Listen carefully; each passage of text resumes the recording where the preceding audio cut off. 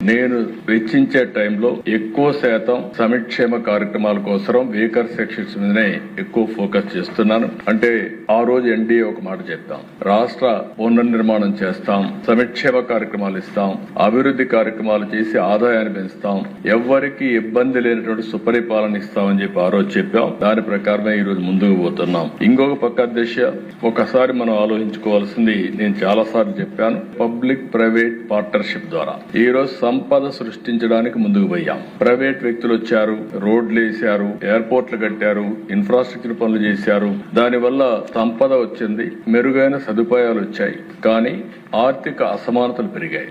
దాన్ని దృష్టిలో పెట్టుకుని మనం P4 తీసుకొచ్చాం, పబ్లిక్ ప్రైవేట్ పీపుల్స్ పార్ట్నర్షిప్. ఇప్పటికీ 10 లక్షల బంగారు కుటుంబాలని 1 లక్ష మంది మార్గదర్శులు అడాప్ట్ చేసుకునే పరిస్థితికి వచ్చారు. నేను ఒకటే చెప్తున్నా, ఏ కార్యక్రమం అయినా దాని ఫలితాలు ఇమీడియట్ గా రావు. దాన్ని నిరంతరం పర్యవేక్షించగలిగితే దీనికంటే మించిన ప్రోగ్రాం ఆర్థిక అసమానతలు తగ్గించడానికి వేరేది లేదని చెప్పి కూడా మరొకసారి మీ అందరికి విజ్ఞప్తి చేస్తున్నా.